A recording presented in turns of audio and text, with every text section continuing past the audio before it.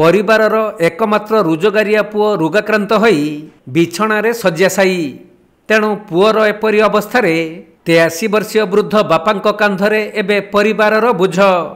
सेपटे पुओर चिकित्सा पई अर्थ बाधक साजिथिबा बेले बालेश्वर जिला बालियापाल ब्लॉक डगरा पंचायतर जोगडिहा ग्रामरू एहीपरी करुण चित्र आसीछि।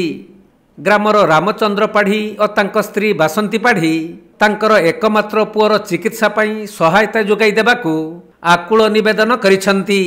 बासंती पाढ़ी घर से छुआ जे 4 वर्ष शय्याशायी। हाँ सत महाती आ विक्रम पंडा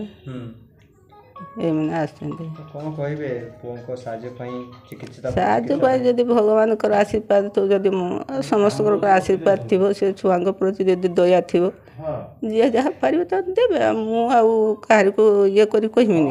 तेबे घरर एकमात्र रोजगारिया पुओ भगवान पाढ़ी रोजगार रे जेन तेन प्रकारे घर चली जाउथिला।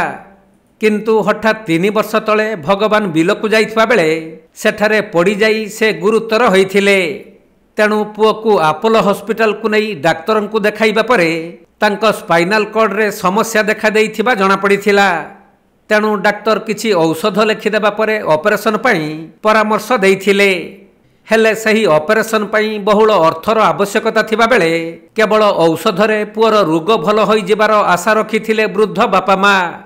मात्र ऑपरेशन न हेबा कारणरू धीरे धीरे भगवानक स्वास्थ्यावस्था बिगिड़िबा सह चलाबुला करि न पारी पारालाइज हेबाकू लागिले।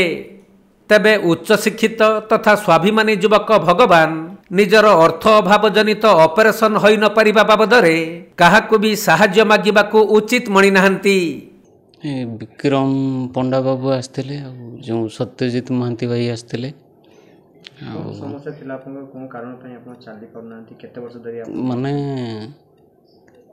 गला 22 मसीहा पाखु स्पॉन्डिलाइसिस मोर D9 काम करेनी लगी मु चला बुला करि पारेनी से प्रॉब्लम मु घरे अच्छी बेड रे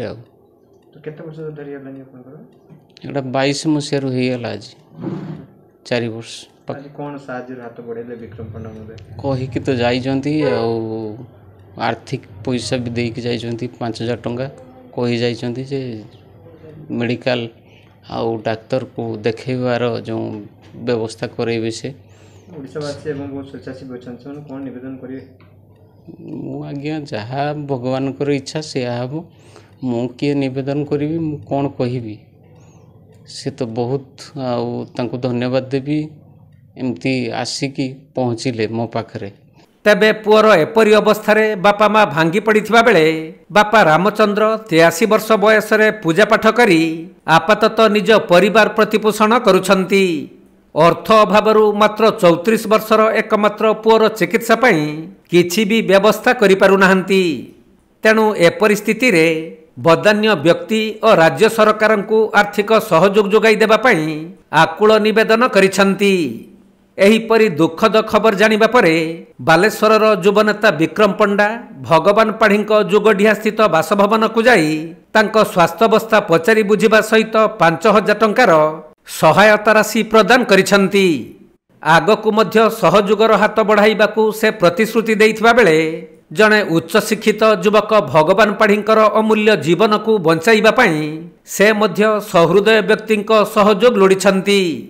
जदि केही भगवान पाढ़ी को सहायता जोगाई देबा पई चाहुछंती ताहले निम्नलिखित फोन नंबर रे जोगाजोग करी सहयोग करि परिबे।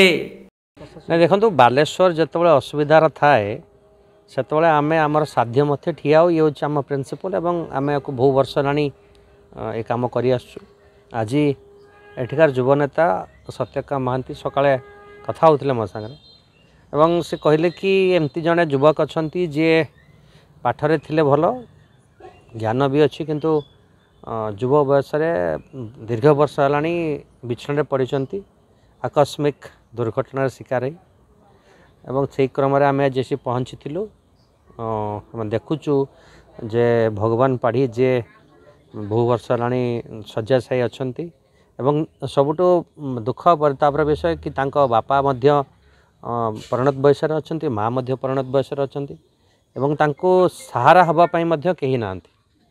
तेणु मु धन्यवाद देवी सत्यकाम महांती को एभली एक संवेदनशील घटना को आगू आणुचंती एवं आज आम आम व्यक्तिगत पांठिरू तांको 5,000 टंका साहाय्य करिचु तांकर दैनंदिन खर्च पाई मेडिसिन पाई एवं कथा आईचु जे जो डॉक्टर आसुचंती भुवनेश्वर बालेश्वर को तांको पाखरे पहुंचा जीव एवं आगामी दिन रे जो माने वदान्य व्यक्ति अछंती तांको मध्यम निवेदन रहियो आपन का माध्यम रे कि सामाने आसंतु एवं भगवान बाबू को ठीक करिवार सहायक हुंतु मु आवरी निवेदन करी जो युवनेता ये अच्छा सत्यकाम महांती महोदय सी तो बालियापाल मध्य एक प्राचुर्यर जगह ये सब बहुत बदान्य व्यक्ति अच्छा पैसा भरपूर अच्छी आम समस्त एक हवा मिलमिशी भी साहाय्य करवा कोटि ना कोठी से निश्चय तांकर पूर्व रूप फेरी पाए और परिवार बंचीजीव जे बर्तमान असहाय पड़ी।